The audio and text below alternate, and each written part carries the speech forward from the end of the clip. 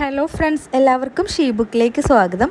ഇന്ന് ഞാൻ വന്നിട്ടുള്ളത് നമുക്ക് വെറൈറ്റി ആയിട്ട് ഉണ്ടാക്കിയെടുക്കാൻ പറ്റുന്ന നല്ല ടേസ്റ്റി ആയിട്ടുള്ള നല്ല ക്രിസ്പി ആയിട്ടുള്ള ഒരു സ്നാക്കിൻ്റെ റെസിപ്പി ആയിട്ടാണ്. എങ്ങനെയാണ് ഉണ്ടാക്കുന്നതെന്ന് നോക്കാം.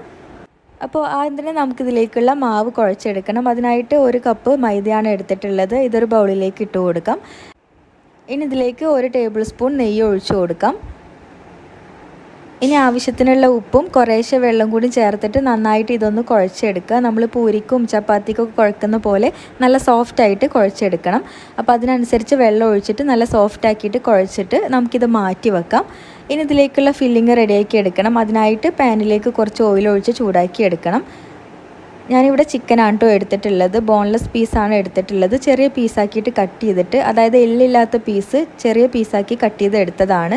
അല്ലെങ്കിൽ മിക്സിയിലൊന്ന് ക്രഷ് ചെയ്തെടുത്താൽ മതി.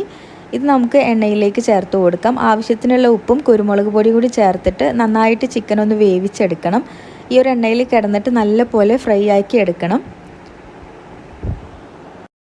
ചിക്കന് പകരം നിങ്ങൾക്ക് വേണമെങ്കിൽ മുട്ടയും എടുക്കാം കേട്ടോ.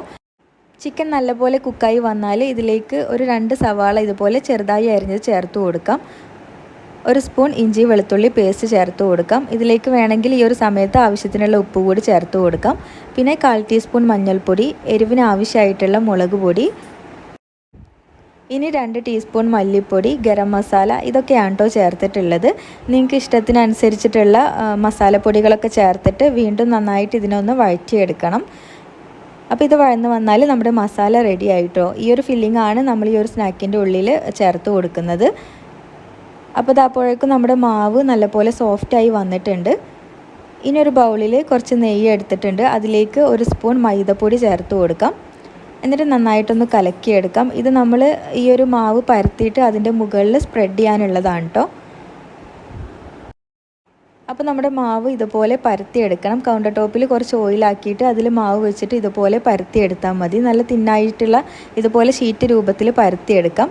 അതിൻ്റെ മുകളിലായിട്ട് നമ്മളിപ്പോൾ റെഡിയാക്കി വെച്ചിട്ടുള്ള ഓയിലിൻ്റെയും മൈദയുടെയും മിക്സ് ഇതുപോലെ സ്പൂൺ വെച്ചിട്ടൊന്ന് എല്ലായിടത്തും സ്പ്രെഡ് ചെയ്ത് കൊടുക്കാം.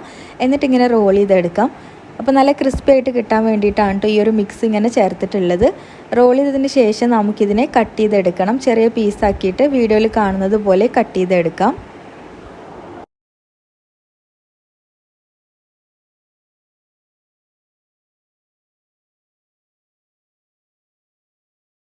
ഇതുപോലെ ഓരോന്നും കട്ട് ചെയ്തിട്ട് കയ്യിൽ വെച്ച് ഇങ്ങനെ പരത്തിയെടുക്കാം. എന്നിട്ട് കൗണ്ടർ ടോപ്പിൽ വെച്ച് വീണ്ടും ഇതിനൊന്ന് പരത്തിയെടുക്കണം. ഈ ഒരു വലുപ്പത്തിലാണ് നമ്മൾ പരത്തിയിട്ടുള്ളത്. ഇതിൽ ഫില്ലിങ് വെച്ചിട്ട് നമുക്കിനി ഫോൾഡ് ചെയ്തെടുക്കാം.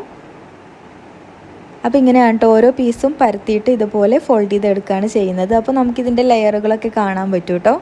അപ്പോൾ ഈ ഒരു രീതിയിൽ ചെയ്യുകയാണെങ്കിൽ നല്ല ക്രിസ്പി ആയിട്ടുള്ള സ്നാക്ക് നമുക്ക് റെഡിയാക്കി എടുക്കാൻ പറ്റും. അപ്പോൾ ഇതാ ഓരോന്നും ഇനി എണ്ണ ചൂടാക്കിയിട്ട് അതിലിട്ടിട്ട് ഫ്രൈ ചെയ്തെടുക്കാം. അപ്പോൾ ഇതാ ഇത്രേ ഉള്ളൂ. നല്ല ടേസ്റ്റി ആയിട്ടുള്ള ഒരു സ്നാക്കാണ് കേട്ടോ. നല്ല ക്രിസ്പി ആയിട്ടുള്ള നമ്മൾ പഫ്സൊക്കെ കഴിക്കുന്ന അതുപോലെയാണ് കേട്ടോ കഴിക്കുമ്പോൾ.